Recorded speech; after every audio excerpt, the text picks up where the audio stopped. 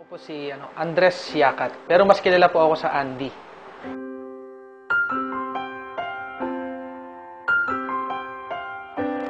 Pinanggalingan kong pamilya, hindi naman ganun kayaman. Sabihin natin na nakakaraos araw-araw, ang nanay ko tindera sa palengke, ang tatay ko naman magsasaka. So yung buhay namin nung time na doon ako naninirahan, talaga umiikot lang sa bukid. Bukid, pagtitinda.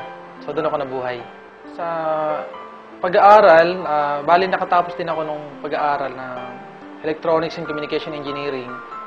Sa 4 na magkakapatid, ako lang yung nagkaroon ng pagkakataon na mapag-aral. Kaya natapos ko, nag-abroad agad ako dahil gusto ko talagang makabawi sa kanila dahil alam ko yung naging hirap ng buhay namin. Ang hindi ko makakalimutan sa buhay ko nung time na nakapag-abroad ako sa Taiwan dahil unang trabaho ko yun, sobrang hirap. Naranasan ko doon yung magtrabaho ng 16 hours, 18 hours sa loob ng isang araw. Yun kasi pinakamahirap sa nag-abroad eh. Yung malayo ka sa pamilya mo, yun ang binabayaran. Yung layo, yung inip. Kasi yung hirap, natitiis pa yan eh. Pero yung, alam mo yun, yung pangungulila sa pamilya, yun yung isa sa pinaka hindi ko malilimutan sa buhay. Sa Taiwan, ang laki ng pagkakaiba. Kasi noon, papasok ako ng alas 7 ng umaga, uuwi ako ng alas 7 ng gabi. 5 years yun. Para akong robot. Magtrabaho, matutulog, kakain. Doon umiikot ang buhay ko. 5 taon lumipas, wala pa din. Alang nagbabago. Pero sa AIM Global, ang nakita ko dito, ibang-iba.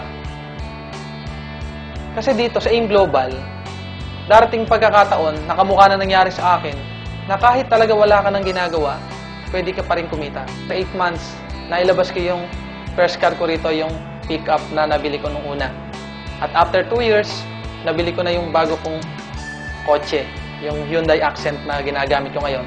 And ito nga ngayon, ngayong October, yung condominium naman na pinapangarap ko, ay lalabas ko na rin ngayong October.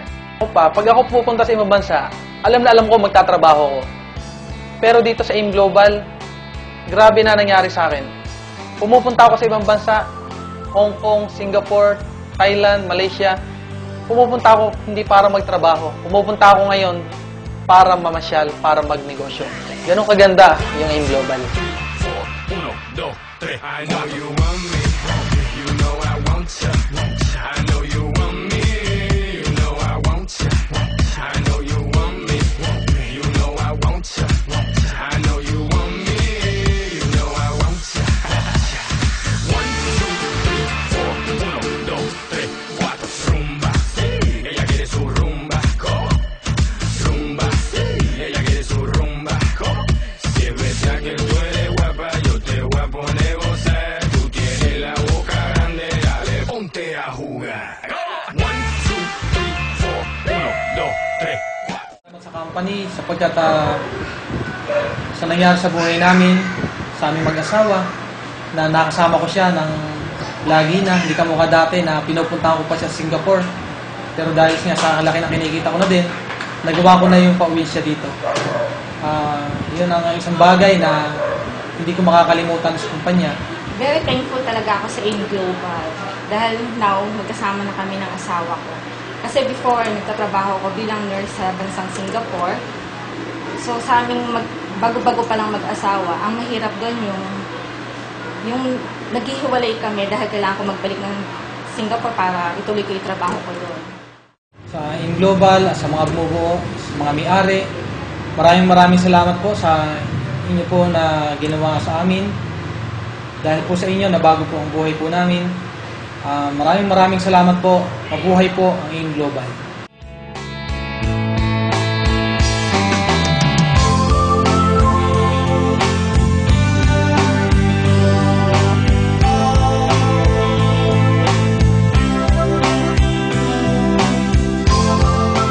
Pagka ginusto mo ang isang bagay, makakagawa ka ng paraan. Wala sa galing o talino. Ang importante pala, kung talagang walang-wala na mapagkukunan, kahit ano gagawin mo.